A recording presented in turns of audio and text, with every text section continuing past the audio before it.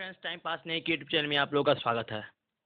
मैं आप लोगों को 15 दिनों में, जी हाँ, पूरे 15 दिनों में संपूर्ण हिंदी का निचोड़ मैं आप लोगों को बता दूंगा।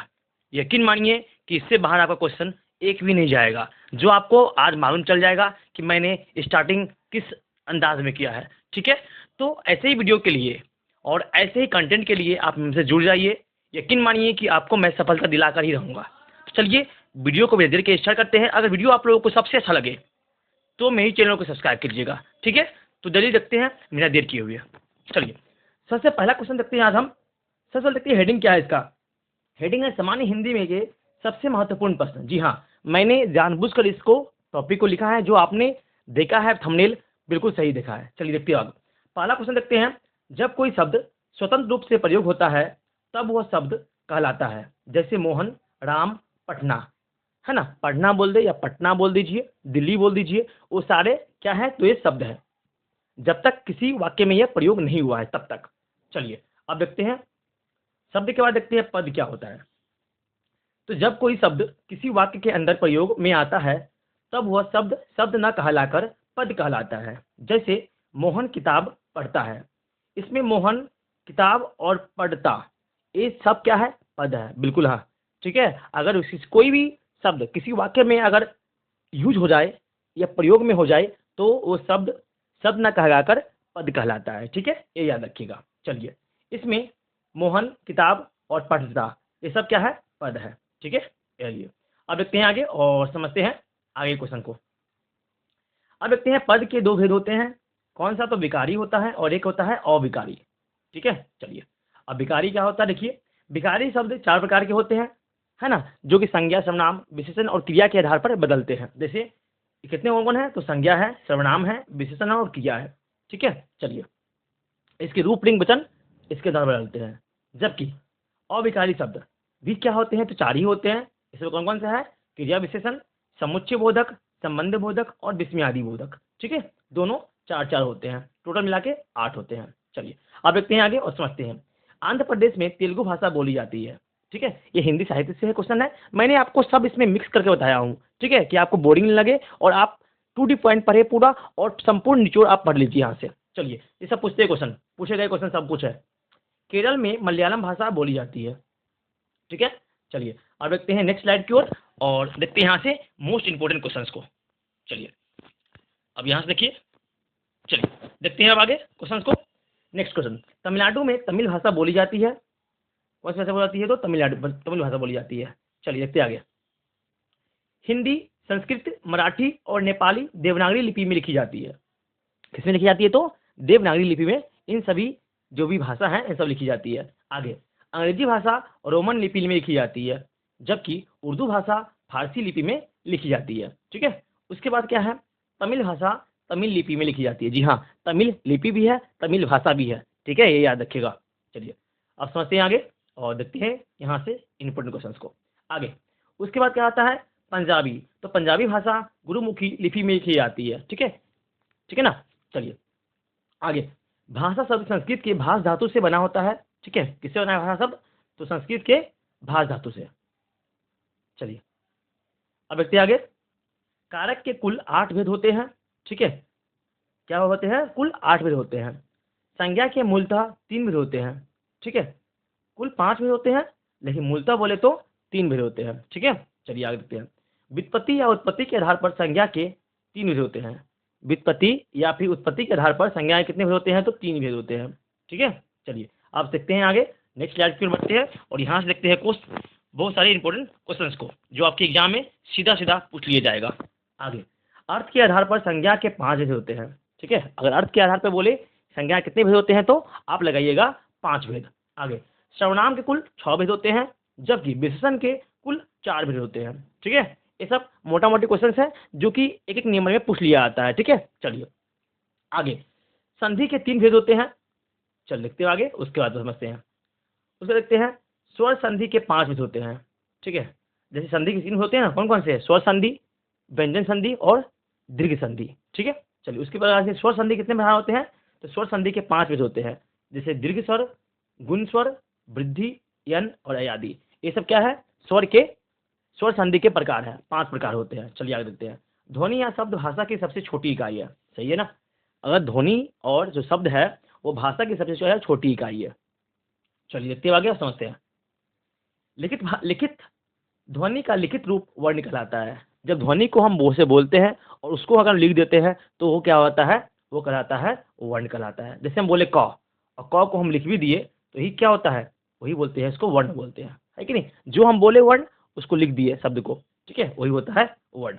आगे, अगर स्वर की संख्या 4 है, ठीक है, किसी जगह होती है 8, 4 संख्या है ना। आगे, उसके बाद मध्य स्वर की संख्या कितनी है या फिर केंद्रीय स्वर की संख्या कितनी है, तो 1 है। ये हम आप लोगों को इंग्लिश अल्फाबेट या हिंदी अल्फाबेट यानी कि हिंदी वर्णमाला के संबंधित क्वेश्चंस को बता रहे हैं, ठीक है। मैं बताता रहूंगा, जो क्वेश्चन मैं बताता रहूंगा आपको। चलिए आगे, स्पर्श स्वर 5 संख्या होती है इसकी। संयुक्त व्यंजन की संख्या कितनी है, तो 4 है।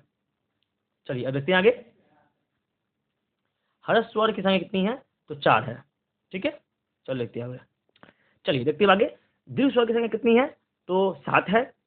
स्पर्श व्यंजन की संख्या कितनी है, तो 25 है ना। कवर्ग, चवर्ग, टवर्ग, तवर्ग, पवर्ग, है ना। तो यानी सभी में 5-5 है, तो 25 है पूरा, ठीक है, ये याद रखिएगा। मैंने पूरा फुल डिटेल क्वेश्चन भी मैंने बताया अपने वीडियो पर, वो भी जाकर देख सकते हैं, ठीक है। मैंने संपूर्ण हिंदी को शुरू से लेकर और अंत तक सब कुछ पढ़ाया हूँ, ठीक है। अगर आपको वो भी देखना है तो मेरे प्लेलिस्ट को फॉलो कीजिए, देखिए और देख लीजिए। चलिए आगे देखते हैं। अंतस्थ व्यंजन की संख्या कितनी है, तो 4 है। उस व्यंजन की संख्या कितनी है, तो उस व्यंजन की संख्या भी 4 ही है, ठीक है। चलिए देखते हैं आगे।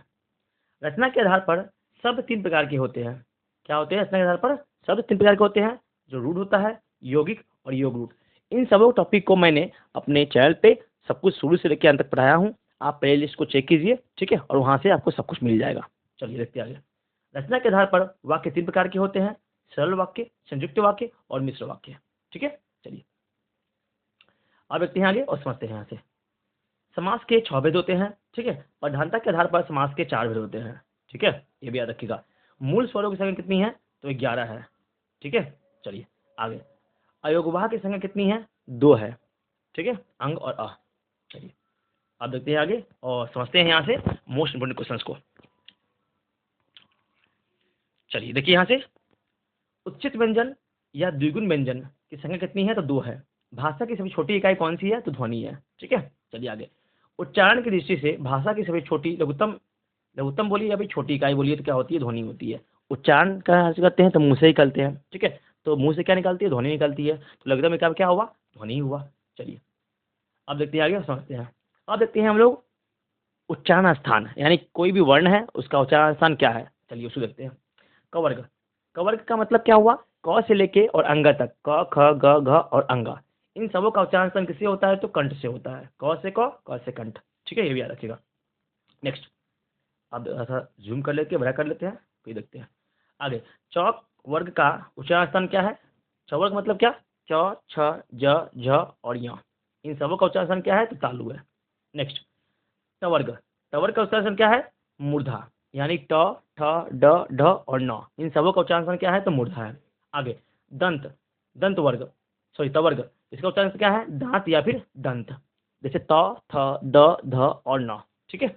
इन सबों का उच्चारण क्या है, तो दंत है या फिर दांत है। चलिए उसके बाद देखिए पवर्ग, पवर्ग में कितने आते हैं, 5, प फ ब भ और म, है ना। इनका उच्चारण क्या है, ओष्ठ है या फिर होठ है, ठीक है, उसी को होष्ठ बोलते हैं, उसी को होठ बोलते हैं। चलिए याद देखते हैं। मैंने इन सबों को पहले डिटेल में पढ़ा चुका हूँ, अगर वो नहीं देखे हैं तो भी देख लीजिएगा, मेरे प्ले लिस्ट को चेक कीजिए। हिंदी, सामान्य हिंदी के नाम से एक आप लोग को मिलेगा प्ले लिस्ट में, चलिए उसे देख लीजिएगा। आगे, अ और आ का उच्चारण स्थान क्या है, तो कंठ है।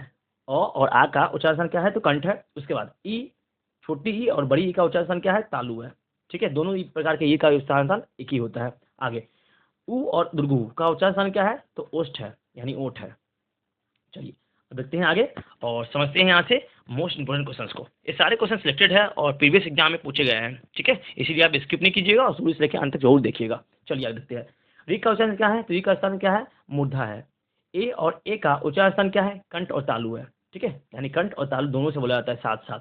आगे, ओ और औ का उच्चारण क्या है, कंठ और ओष्ठ है, इसका कंठ तालु, इसका कंठ ओष्ठ, ठीक है, ओ औ का। आगे अब समझते हैं, देखते हैं और आगे क्वेश्चन के बारे में। चल लेते हैं आगे। कंपन के आधार पर हिंदी वर्णमाला को 2 भाग में बांटा गया है, एक अघोष और एक घोष, ठीक है। आगे, जीव के प्रयोग के आधार पर, यहाँ जीव नहीं होगा, यहाँ जीभ, भ होगा, ठीक है, ए मिसप्रिंट हो गया यहाँ से। चलिए, जीभ के प्रयोग के आधार पर स्वर कितने प्रकार के होते हैं? तो 3 प्रकार के होते हैं, ठीक है। चलिए देखते हैं कौन कौन से होते हैं। चलिए अब आगे, अब समझते हैं आगे। मुख्य द्वार खुलने के आधार पर स्वर कितने प्रकार के होते हैं? तो 5 भेद होते हैं स्वर के, ठीक है। किसके आधार पर? तो मुख्य द्वार खुलने के आधार पर। आगे, अर्थ के आधार पर वाक्य के 8 प्रकार होते हैं। क्या होते हैं? अर्थ के आधार पर वाक्य के 8 प्रकार होते हैं या 8 भेद होते हैं, ठीक है। चलिए आगे, आगे है समास के 6 भेद होते हैं, ठीक है, ये याद रखिएगा। और आगे तत्पुरुष समास के भी 6 भेद होते हैं, समझ लीजिए। समास के 6 भेद और तत्पुरुष समास के भी 6 भेद होते हैं। कर्ता, कर्म, कर्ण, है ना, ये सब होता है ना, उसका जो कारक चिन्ह होता है उसका। चलिए, तो पार्ट 2 के लिए यानी कि डे टू डे देखने के लिए आप मेरे चैनल को सब्सक्राइब कर ले। तब तक के लिए थैंक यू, जय हिंद। अगर वीडियो आप लोगों को अच्छा लगे तो प्लीज़ मेरे चैनल को सब्सक्राइब कर लीजिएगा और ऐसे कंटेंट के लिए हमसे जुड़ जाइए, ठीक है।